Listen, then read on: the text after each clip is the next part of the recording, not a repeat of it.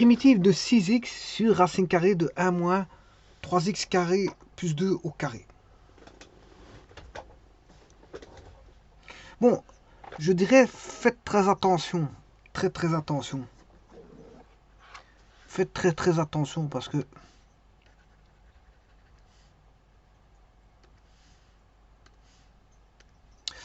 certains sauteraient sur le, voilà, sur l'occasion, sans réfléchir pour mettre la réponse.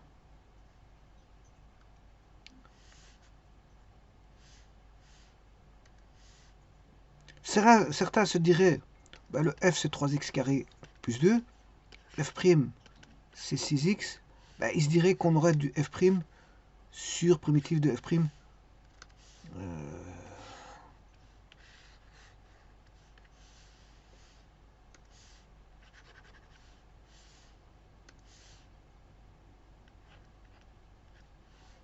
Sur 1 moins f carré, racine carrée.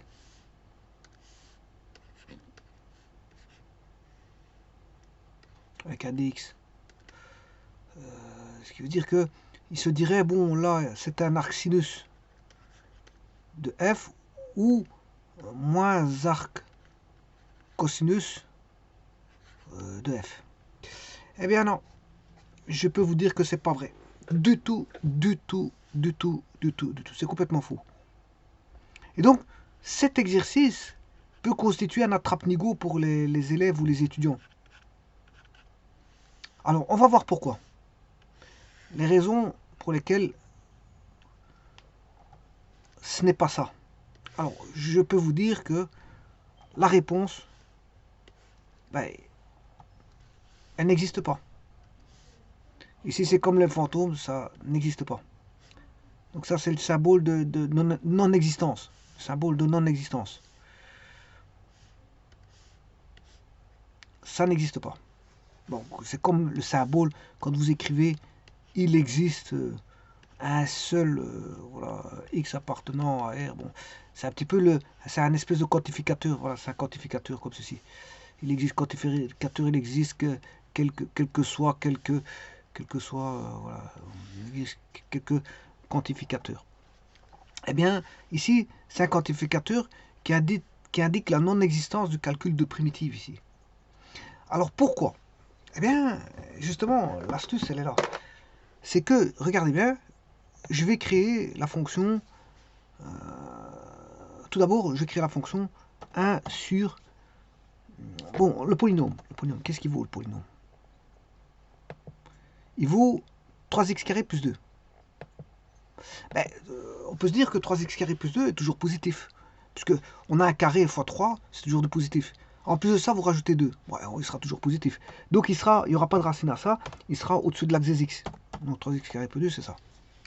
Voilà la fonction parabole, le polynôme de 3x carré plus 2. Maintenant, quand vous regardez bien, bon, à l'intérieur de la racine carrée, on n'a pas 3x carré sur plus 2, mais 3x plus 2 au carré. Donc on a f carré. C'est encore pire. Donc là, vous la remontez encore plus. Vous la remontez parce que 2 au carré, ça fait 4. Voilà, vous allez remonter de 4.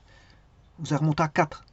Et la fonction 3x carré, voilà, va se réduire. Elle va se, on va dire, non pas se dilater, ni se elle va se contracter sur elle-même. Pourquoi? Parce qu'on a fait une puissance carrée de la fonction 3x carré plus 2. Donc on a puissance 4, si vous voulez. C'est une puissance 4. On aura du 9x4. Bon, mais c'est pas tout. Il y a un moins devant, donc il faut prendre l'opposé. Donc si vous prenez l'opposé de moins g, la fonction est complètement négative. Donc vous allez faire 1 plus ça. Si je fais 1 plus h, elle est toujours négative.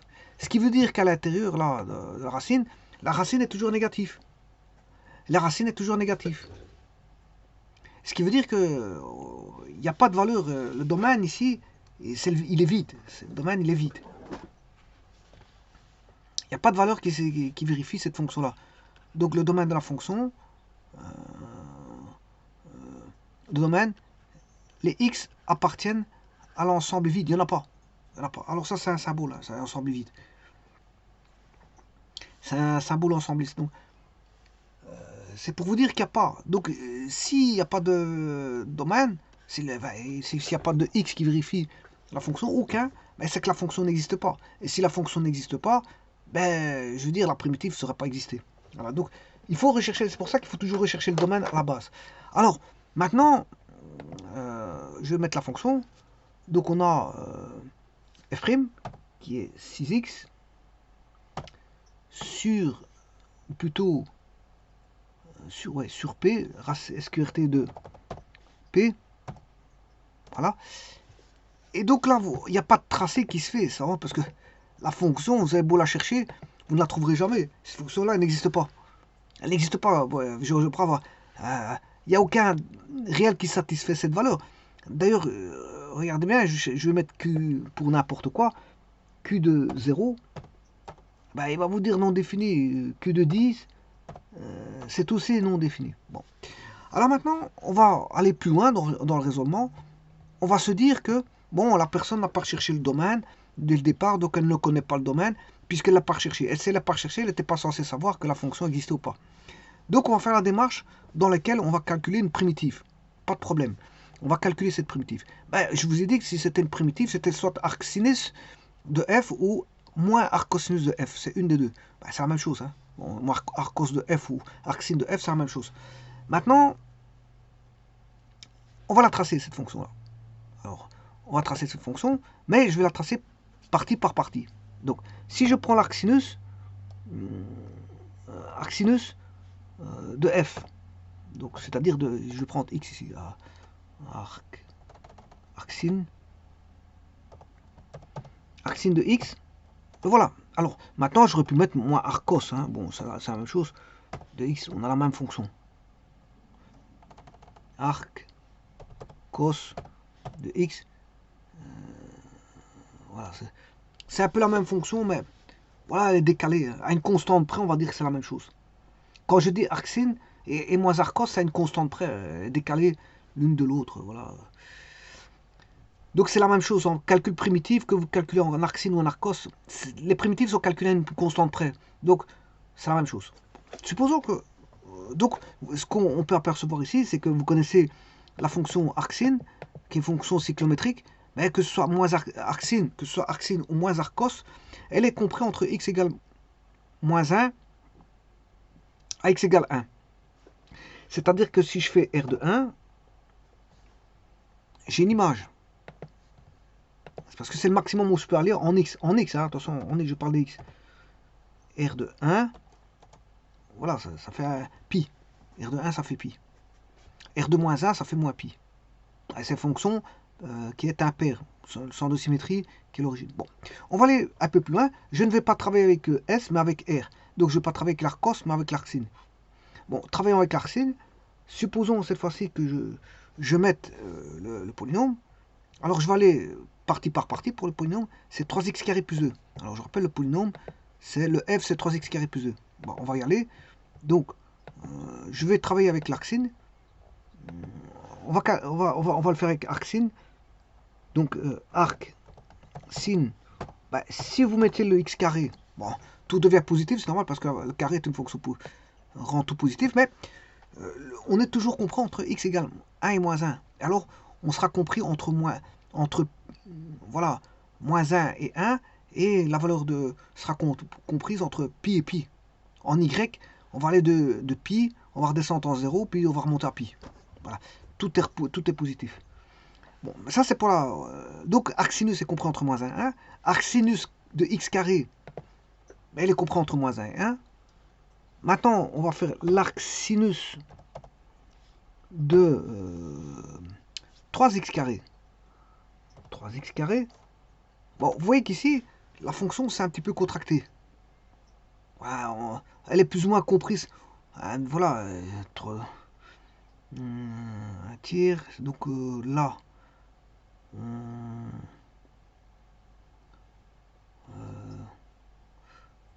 donc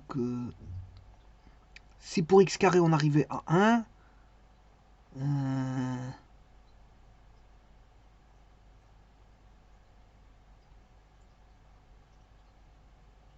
Donc, 3x carré, on va regarder, je vais regarder, je vais faire 1 sur SQRT 3, 0,58, voilà, c'est ça. Donc, on va aller de moins 0,58 à 0,58. De 0,58 à moins 0,58. Donc, on a réduit, voilà.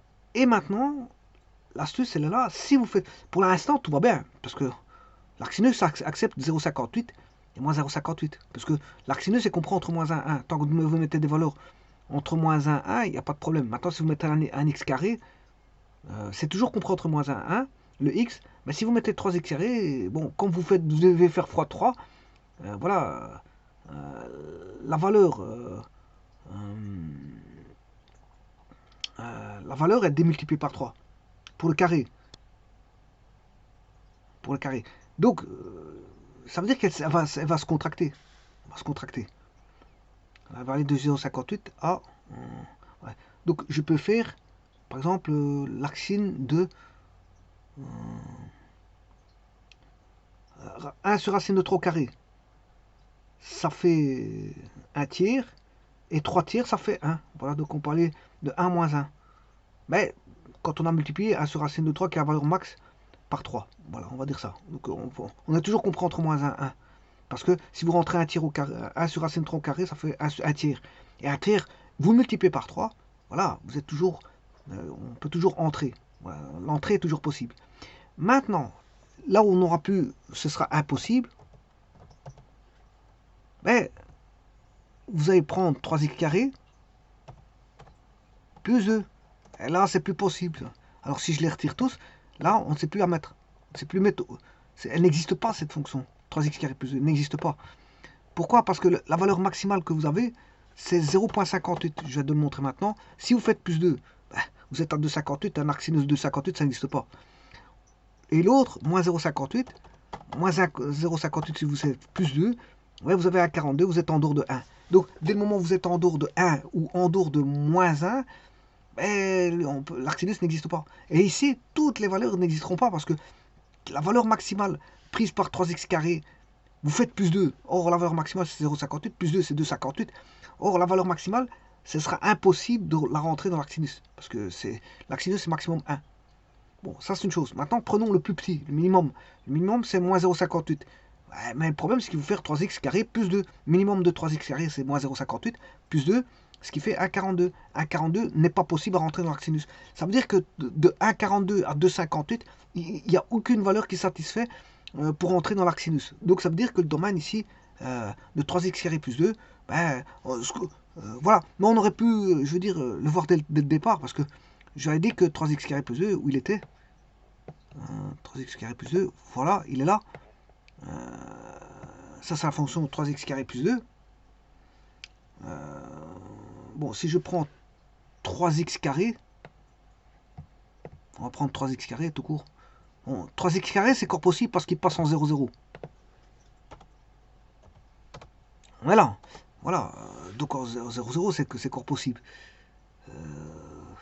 Il y a un ensemble de valeurs qui pourront me donner, je veux dire, une entrée dans l'arc sinus.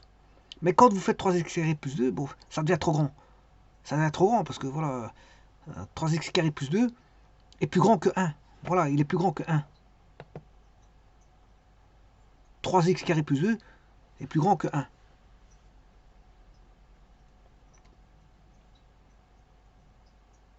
Alors 3x carré, on sait qu'en avoir. Bon, le 1 il est là, je vais mettre voilà, la limite. Il est là, 3x carré plus 2 est toujours. Alors si je prends x égale 0, 0 fois 3, 3, plus 2, voilà. Vous voyez qu'on est en 2 pour x égale 0. On est en 2, donc ça c'est pas possible, parce que l'arc sinus c'est maximum 1 et minimum moins 1. En 3x carré on ne sait pas avoir du moins 1. Pourquoi? Parce que bon, c'est x carré positif. Voilà, donc ça veut dire que l'arc sinus, même si vous aviez mis la réponse, si vous avez mis la réponse là, arc sinus, si arc sinus de 1 moins, enfin je m'excuse, si vous aviez mis arc sinus de 3x carré plus 2, mais 3x carré plus 2 n'est pas éligible pour entrer dans l'arc sinus parce qu'il est au-delà de 1. il est au-delà de 1. Donc ce qui veut dire que l'arcsinus n'existera pas. Pourquoi l'arcsinus n'existe pas? Mais tout simplement parce que vous avez fait une primitive d'une fonction qui n'était pas existante, puisque le domaine de 6x sur racine carrée de 1 moins 3x carré plus 2 au carré, ce domaine, il n'y avait aucune valeur qui vérifiait les valeurs de voilà, la fonction, qui vérifiait la fonction. Aucune valeur. Donc x c'était l'ensemble vide. Bon, comme elle n'existait pas cette fonction, on ne saurait pas trouver une primitive. Mais maintenant, on peut faire le raisonnement, je veux dire, dans quel cas on trouve une primitive. Ok, ça va, vous n'avez pas cherché le domaine, il n'y a pas de problème. Vous avez trouvé une primitive, ok. Vous avez trouvé une primitive, mais la primitive n'existera pas parce que là, à ce moment-là, dans le domaine de la primitive, vous verrez qu'il y a quelque chose qui cloche. Et s'il y a quelque chose qui cloche dans le domaine de la primitive, c'est parce qu'il y avait déjà quelque chose qui clochait dans le domaine, voilà, de la fonction de départ. Et donc là, c'est que vous deviez rechercher le domaine. Donc, dans les deux cas de figure, il y a un problème qui cloche, donc ça veut dire que la primitive n'existe pas. La primitive n'existe pas. Donc, ce qui veut dire que, attention à ça. Attention, la première des choses qu'on fait quand on recherche la primitive, c'est rechercher le domaine, normalement, parce que c'est vrai que je ne le fais pas toujours. Pourquoi? Parce que je ne le fais pas toujours, parce que je sais bien quand la fonction existe ou pas. Bon, mais c'est pas le cas des étudiants. Un étudiant, il doit toujours vérifier si la fonction existe ou pas, donc chercher le domaine. Hein. Même si le domaine il est long à chercher, au travers d'une équation, c'est un passage obligé pour savoir si la fonction existe ou pas. Parce que vous voyez qu'ici, bon, les gens qui auraient foncé sur la réponse, arcsinus de 3x carré plus 2 ou moins arc cosinus de 3x carré plus 2 à une constante près, parce que arcsinus et moins arc cos sont décalés, voilà, eh bien, aurait eu mauvais. Pourquoi? Parce qu'ils auraient foncé à l'aveuglette. Or, le calcul des primitives, surtout un examen où vous vient par l'intermédiaire d'une interrogation écrite, ou peu importe, orale, mais je veux dire, la première chose qu'il faut faire, c'est chercher le domaine. Une fois qu'on a le domaine, là, vous pouvez prétendre rechercher une primitive parce que la fonction existe dans le domaine. Mais ici, la fonction n'existe pas du tout. Parce que le domaine, les x appartiennent à l'ensemble vide. Il n'y a pas de... Voilà, le domaine, c'est l'ensemble vide.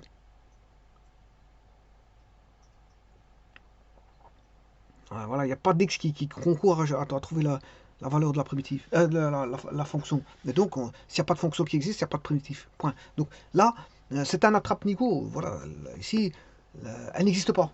Ça n'existe pas. C'est comme les fantômes, ça n'existe pas. Alors, certains diront, les fantômes, ça n'existe pas, ce sont des histoires. Bah oui, ce sont des histoires. Quoique, bon, on n'en sait pas plus si ce sont des histoires ou pas, mais disons que, bon, ici, ça n'existe pas. Au point de vue mathématique, ça n'existe pas.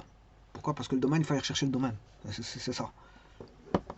Mais maintenant, ceux qui ne recherchent pas le domaine, ils auraient pu calculer la primitive, mais à ce moment-là, se rendre compte qu'au niveau de la primitive, il y a quelque chose qui n'allait pas. Donc, à un autre endroit, il aurait pu dire, oui, mais là, il y a quelque chose qui ne va pas. Donc, revenons en arrière, c'est qu'il y avait un problème en arrière. Effectivement, c'était le domaine qui n'a pas été recherché dès le départ. Donc, attention de foncer sur ça, parce que si on vous donne une primitive comme ça, que vous tentez de la résoudre et vous mettez arcsin ou voire moins arcos, à une constante près, eh bien, vous allez avoir faux direct, hein, parce que là, la fonction n'existe pas. Ça peut être un cas de figure qui peut être donné un interro ou un examen, pourquoi pas. Les gens cherchent et il n'y a rien à chercher. Il n'y a pas toujours quelque chose à chercher quand on demande de chercher. On demande de chercher quelque chose, il n'y a pas toujours quelque chose à chercher. C'est vrai que quand, philosophiquement parlant, quand on cherche après quelque chose, c'est qu'il y a quelque chose à chercher. Mais là, c'est comme si vous diriez, bon, quelqu'un viendrait vers vous et vous demande qu'est-ce que vous cherchez? Je cherche quelque chose, quoi? Je cherche quelque chose, quoi? Quelque chose. Et au bout du compte, tu ne cherches rien du tout. Donc ça veut dire que, voilà, ici c'est la même chose. C'est la même chose parce que vous cherchez une primitive, voilà, la primitive n'existe pas. Primitive, donc vous cherchez après quelque chose qui n'existe pas. Et ça, on tombe dans l'aberration. Chercher après quelque chose qui n'existe pas, c'est aberrant. On tombe dans l'aberration logique. C'est une aberration. Parce que quand on recherche, c'est toujours, on recherche après quelque chose. On ne recherche pas après rien du tout. Voilà. Maintenant, si on vous dit que vous cherchez quelque chose, il y a un intérêt. Maintenant, si vous ne recherchez rien du tout, bon, faut savoir qu'est-ce que c'est que le rien du tout. Si le rien du tout, il faut voir maintenant le signifiant et le signifié du rien du tout. Hein, parce que bon, si maintenant le rien du tout est quelque chose, vous cherchez après quelque chose parce que le rien du tout est quelque chose. Maintenant, si le rien du tout est vraiment rien du tout, à ce moment-là, vous cherchez rien du tout. On va dire ça comme ça. C'est un rien du tout, c'est un vide absolu. Vous cherchez après un vide absolu, c'est-à-dire vous allez nulle part. Je vous remercie.